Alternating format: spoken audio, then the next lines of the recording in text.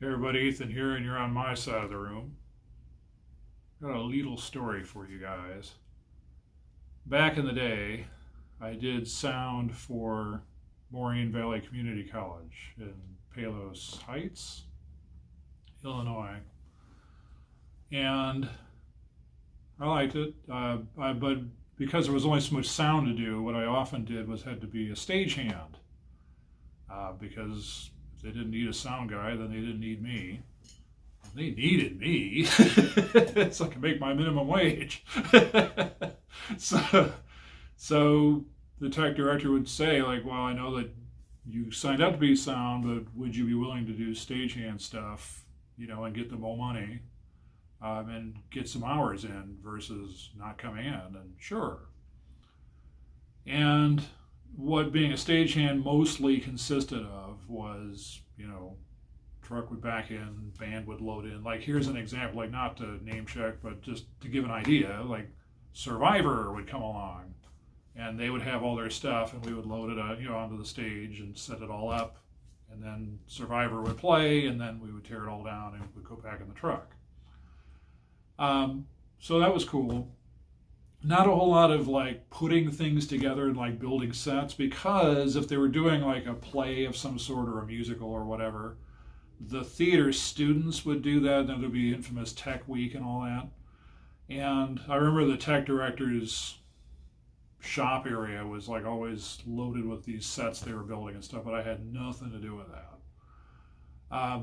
Well, one day, kind of through all that experience, and I don't know how it all came to be, I think it was that somebody I worked with at the school had this side action and he asked me if I want to be in on it. And Antonio Banderas was talking about the first major acting gig he got.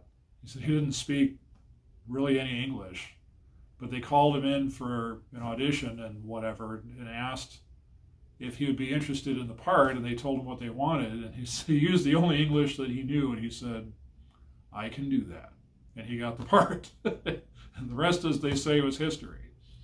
Well, that's how it went with the Shakespeare Repertory. They were doing As You Like It, and they were building a set for this. And my contact was like, well, you're good with your hands, right? You're good with tools, and you know how to screw things together, and you know different drill bit sizes. Absolutely. Because it paid something kind of astronomical for what it was. It went from minimum wage to something like 14 or 15 bucks an hour. Like, hell yeah, like I get it now with these day laborers. Whatever. It's like, yes, I can absolutely build a house. For 15 bucks an hour, I will pretty much do anything, I think. And so I show up with my little nonsensical 6-watt power screwdriver drill thing, and it was fully charged and it could barely turn a screw. It was so embarrassing. And I look around, and what are they using? They're using DeWalt, and they are building stuff. They were like, zzz, the DeWalt is just going to town. And I look over here and they got a DeWalt, and DeWalt, and I look over there and they got DeWalt, and just things are getting done and I can't even turn a screw. And I had to do something else. It was like not another job, but I mean they'd just say, well, here, hold this while I do this or something or whatever. And it was so embarrassing. And at least they let me come back for another day to keep building the set, because it was a days long project. And I think what happened was I didn't go out and do this. It was gifted to me. I think my dad felt bad because I told him what happened and how embarrassing it was to have my little nonsensical screwdriver thing, and he bought me a DeWalt on the basis of that story. And I really felt like, just like the pros with my DeWalt drill. And I came in the next time and I'm like, I am going to build this myself. Because my DeWalt was getting it done and I was building the set, and oh my God, I could screw things together until the cows came home. And what a drill, man. That was awesome. And I had that DeWalt for many years, and then it died because it is not forever, but it was an awesome drill while it lasted. Well, the DeWalt died, and my wife at the time was looking for like what to get me for Christmas. So she didn't get me a DeWalt, she got me a Craftsman. And I still have it today.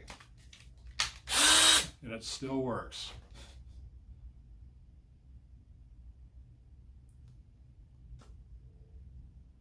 There's a moral in there somewhere.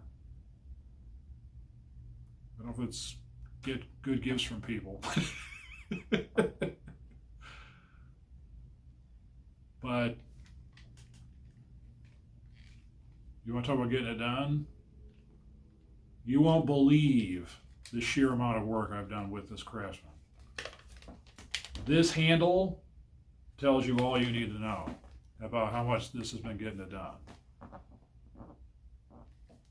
One purchase, one time, in this case gifted to me, but follow the through line in that story, and somewhere in there you'll find the moral. Thanks for watching. Keep playing, keep learning, and I'll catch you next time.